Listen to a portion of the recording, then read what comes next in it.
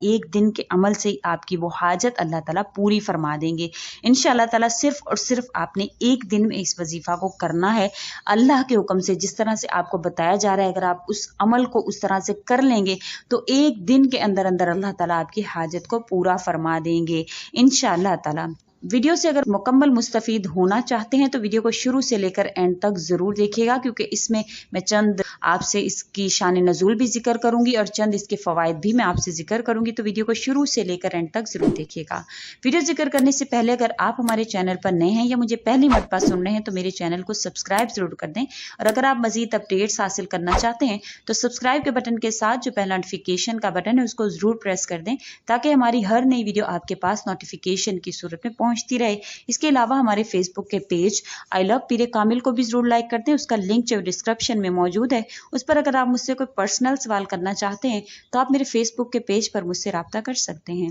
جیسے کہ میں نے آپ سے ذکر کیا، آج میں آپ کے پاس ایک بہت ہی اہم ویڈیو لے کر حاضر ہوئی، جو کہ سورۃ الکوثر کا وظیفہ ہے، جو ایک دن آپ نے کرنا ہے۔ ایک دن کے اندر اندر اللہ کے حکم سے آپ کا مسئلہ حل ہو جائے گا، ہر مقصد پورا ہو جائے گا۔ آپ کا کوئی بھی مقصد ہوگا انشاءاللہ تعالیٰ وہ ایک دن کے اندر اندر اللہ تعالیٰ اس وظیفے کی برکت سے پورا فرما دیں گے۔ بہت ہی پاورفل وظیفہ ہے۔ آپ کی حاجت جتنی بھی بڑی ہو، آپ کی پریشانی کوئی بھی ہو، کسی بھی مقصد کے لیے آپ اس وظیفہ کو پڑھیں، انشاءاللہ تعالیٰ ایک دن کے اندر اندر آپ کی وہ حاجت اللہ تعالیٰ پوری فرما دیں گے۔ بزرگان دین کا معمول رہا ہے کہ اللہ تعالیٰ کے ساتھ لو لگانے کے ساتھ ساتھ اپنی حاجات کو پورا کروانے اور ضرورتیں پوری کرنے کے لیے اللہ تعالیٰ کی طرف رجوع کرتے تھے، نمازوں میں اور دعاؤں میں اس طرح سے اللہ تعالیٰ سے مانگتے رہتے تھے۔ لیکن اس کے ساتھ ساتھ ان کا ایک اور بھی عمل ہوتا تھا جسے ہم وظائف کہتے ہیں۔ تو آج جو وظیفہ میں آپ سے شیئر کرنے جا رہی ہوں یہ اکابرین کا کیا ہوا ہے اور مجرب وظیفہ ہے، پاورفل وظیفہ ہے۔ انشاءاللہ آپ کا اس کو ضرور آپ کو اس کا فائدہ حاصل ہوگا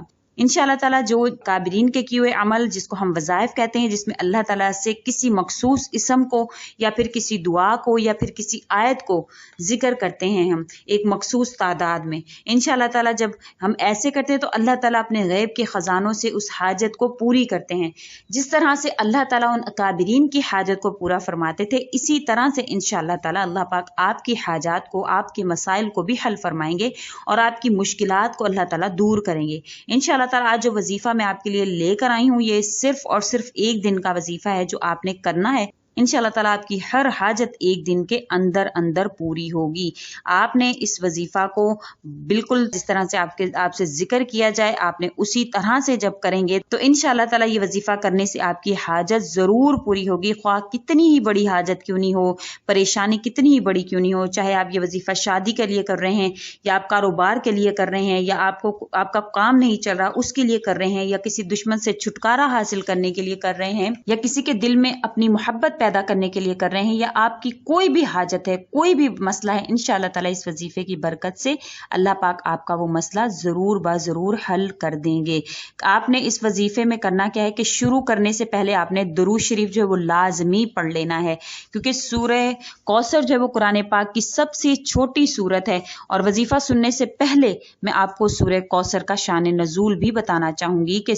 حضرت ابن ابی حاتم نے بہقی کے دلائل نبوت میں جو حضرت محمد علی بن حسین سے نقل کرتے ہیں کہ جس شخص کی اولاد مر جائے اسے عرب والے ابتر کہا کرتے تھے، جیسے کہ اس میں ذکر ہے اس کی جو آخری لفظ ہے وہ ابتر کا ہے، تو اس شخص کی جس کی اولاد مر جایا کرتی تھی تو عرب والے اس کو ابتر کہتے تھے، یعنی مقتول نسل۔ جب نبی کریم صلی اللہ علیہ وسلم کے صاحبزادے قاسم یا ابراہیم کا بچپن میں انتقال ہو گیا تو لوگوں نے آپ کو ابتر نعوذ باللہ کہنا شروع کر دیا۔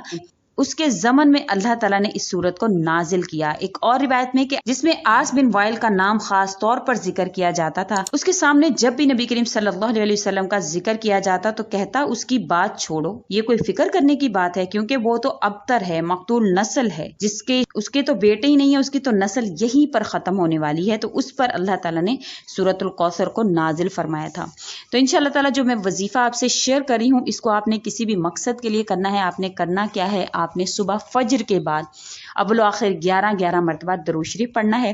اور آپ نے ایک جگہ بیٹھ کر یکسوئی کے ساتھ سورۃ الکوثر کو پڑھنا ہے بسم اللہ الرحمن الرحیم سمیت۔ آپ نے اس کو 133 مرتبہ آپ نے اس کو پڑھنا ہے۔ جو تعداد میں آپ سے ذکر کر رہی ہوں اس سے نہ آپ نے کم کرنا ہے اور نہ ہی اس سے زیادہ کرنا ہے۔ تو بہتر یہی ہے کہ آپ گٹھلیاں کاؤنٹ کر کے رکھ لیں، اگر تسبیح پر صحیح طرح سے کاؤنٹ کر سکتے ہیں تو صحیح طرح سے اس پر کاؤنٹ کر لیں، کیونکہ 133 کی تعداد سے نہ زیادہ ہونا چاہیے نہ کم ہونا چاہیے۔ اول آخر 11 مرتبہ درود شریف پڑھ کر آپ نے 133 مرتبہ سورۃ الکوثر پڑھنی ہے، پھر اس کے بعد آپ نے سجدے میں چلے جانا ہے، اللہ تعالیٰ سے دعا کرنی ہے اپنی حاجت کے لیے۔ اور اسی طرح سے آپ نے یہ عمل مغرب کے بعد کرنا ہے، یہ 2 ٹائم آپ نے عمل کرنا ہے، فجر کے بعد اور مغرب کے بعد آپ نے یہ عمل کرنا ہے۔ اور انشاءاللہ تعالیٰ جب آپ ایک دن میں یہ عمل کریں گے نہایت یقین کے ساتھ، یکسوئی کے ساتھ، تو انشاءاللہ تعالیٰ آپ کی اللہ تعالیٰ ضرور بضرور حاجت کو پورا فرمائیں گے۔ جس بھی ضرورت کے لیے، جس بھی حاجت کے لیے آپ کر رہے ہیں، اس حاجت کو آپ نے دل میں ہی رکھنا ہے۔